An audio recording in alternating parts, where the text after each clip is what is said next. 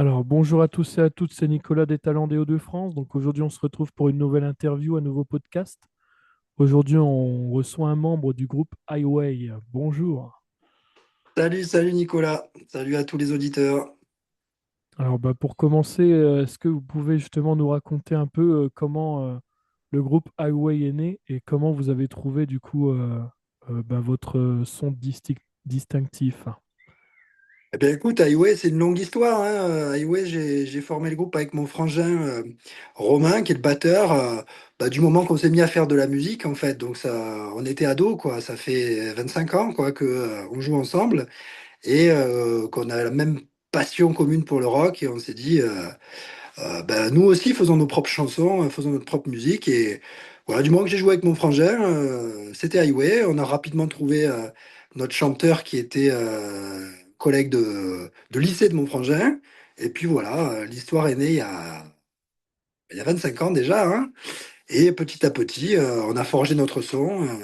Et par l'expérience, par les concerts, par les rencontres. Et du coup, on sort maintenant notre sixième album en avril. Voilà, voilà d'où est né le groupe, quoi. C'est une histoire de famille. D'accord. Alors, le nom Highway évoque immédiatement du coup la route, la liberté, le voyage. Exactement. Quel est le sens que vous lui donnez personnellement?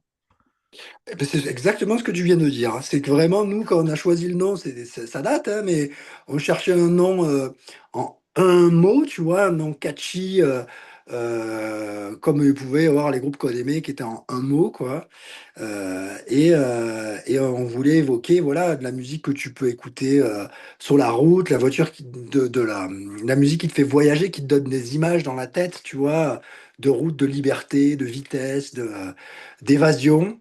D'évasion des soucis, d'évasion de tout ce que la vie peut nous apporter. Et voilà, donc l'idée c'était que ce nom, il image un peu toutes ces idées, quoi. D'accord. Donc au niveau de votre parcours, vous avez fait plus de 500 concerts à travers l'Europe. Et oui, déjà. Quels sont les moments scéniques qui vous ont le marqué et pourquoi?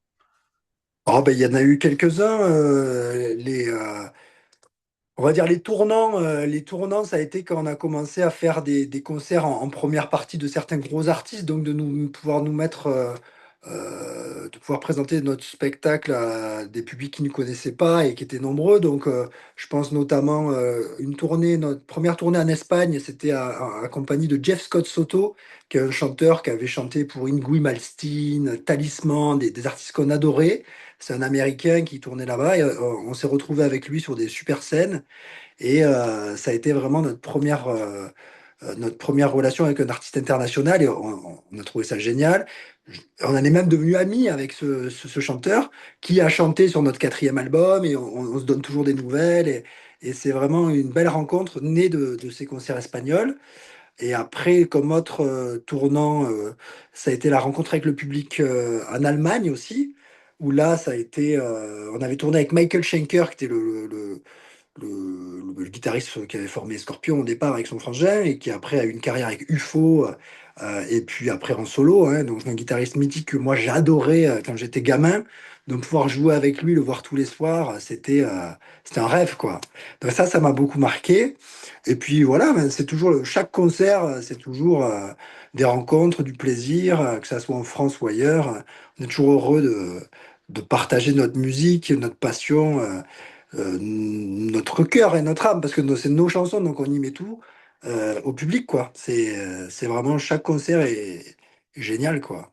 Donc ça fait plaisir. D'accord. Alors votre discographie compte plusieurs albums, effectivement. Est-ce que vous pouvez justement nous parler du plus récent du coup qui va sortir, Ouais, bien sûr. Last Call for Rock and Roll? Exactement, ouais. Donc celui-là, il sort en format digital et en magasin le 24 avril. C'est le sixième album.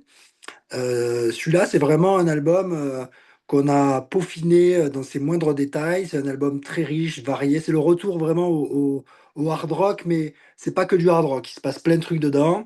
On voulait revenir à un son beaucoup plus électrique parce que l'album d'avant, on avait fait une petite parenthèse un peu acoustique, on avait fait un album unplugged. qui nous avait permis d'explorer vraiment plein d'atmosphères et on s'était éclaté. Mais celui-là, on est de retour au Big Rock. Il y a plein de chœurs, il y a plein de surprises dedans. Il y a des il y a des gros solos de guitare, il y a du gros son, quoi. Et en même temps, c'est très ouvert. On y touche plein de styles. Donc, je pense que c'est vraiment un album qui nous représente vraiment nous, maintenant, dans notre vie. Et qui est plus personnel au niveau des paroles, plus personnel au niveau des ambiances. Il se passe plein de trucs dedans. Donc, je vous conseille de l'écouter. Il est déjà disponible pour ceux qui veulent. Il est déjà disponible sur le store du groupe. Si vous allez sur highwayrocks.com, sur le shop du groupe, il est déjà en précommande. Et on a quelques copies. On a, de manière privilégiée, le label nous a laissé quelques copies qu'on peut déjà vendre. Donc, si vous voulez la voir avant la sortie, c'est possible, en commandant sur le site. D'accord. Alors au niveau des visuels, j'ai vu également les clips qui sont très visuels, effectivement. Comment vous travaillez justement l'esthétique autour de la musique? Eh bien, là, on a essayé pour les deux clips dont tu parles. Hein, le premier single, c'était Highway, donc c'était le titre éponyme. Hein. Et là, on voulait vraiment montrer aux gens qu'on était de retour au rock, représenter le groupe en live. On a intégré deux nouveaux membres dans le groupe, là, donc le line-up a changé. Donc, on a fait un clip live pour vraiment montrer l'énergie du groupe actuel, les deux guitares, les chœurs. Donc voilà, il y avait un petit clin d'œil à Queen parce qu'on est fan de Queen et qu'il y a du Queen dans cet album. Donc là, c'était vraiment une esthétique purement live. Et après le deuxième, là pour le coup, on est parti un peu en sucette avec un clip bang bang, avec un clip très déjanté, très fun. L'idée, c'est qu'on colle aux paroles et qu'on y mette notre humour parce qu'on est quand même un groupe où on a toujours beaucoup déconné. Donc on est sérieux, mais on aime bien déconner quoi. Donc on a mis en image notre partie fun dans ce clip. Et en fait, il y a encore d'autres clips à venir et chaque clip a son ambiance, son histoire qui colle au morceau, évidemment.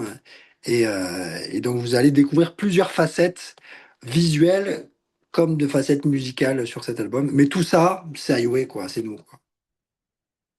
D'accord. Et quel conseil justement vous donneriez à un jeune groupe de rock qui démarre aujourd'hui? Eh bien, quel conseil on me donnerait? Accrochez-vous parce que c'est pas c'est un business qui est difficile et voilà qui est devenu de plus en plus compliqué. Néanmoins, il y a toujours du public. Il faut le faire pour la passion, quoi. Voilà, faut aimer ce qu'on fait, faut aimer partager sa musique. Donc faites-le à fond, donnez-vous à fond, prenez du plaisir. C'est la base. Éclatez-vous. Écrivez ce qui vous représente musicalement, dans les paroles. Il faut pas chercher à plaire à tout prix, je pense. Voilà, faut faire son propre truc. Et si ça trouvera sa voix, quoi. Ça trouvera sa voix. Parce que ça résonnera. Si on est honnête, authentique, ça trouvera forcément du public. Ça peut être dur à le trouver, mais faut continuer. It's a long way to the top, on disait AC/DC au début de sa carrière. Et c'est ça, quoi. Donc croire en ce qu'on fait, le faire à fond et s'éclater, quoi. Hein. Et après, ben, viendra ce qui doit venir, quoi. Donc ne pas avoir trop d'attentes et s'éclater. Et ce qui doit arriver arrivera, quoi. D'accord. Et est-ce que vous avez un dernier message justement pour vos fans et pour celles et ceux qui vous découvrent grâce à ce podcast? Eh bien, écoute, déjà pour ceux qui nous suivent depuis longtemps, merci de votre fidélité parce qu'on est là depuis longtemps, on a changé, on a évolué avec vous et c'est vrai que c'est toujours un plaisir de voir des têtes qu'on connaît depuis il y a 15 ans en concert et ça rassure et ça fait plaisir de voir qu'ils nous suivent, qui grandissent avec nous, quoi. Qui mûrissent avec nous. Et pour les nouveaux, que j'espère nombreux avec cet album, ben bienvenue dans la famille. On a toujours considéré les fans comme de la famille. On papote avec eux, on se suit, on échange avec eux sur Internet ou en vrai. Et on est toujours content de voir des nouvelles générations arriver, des plus jeunes.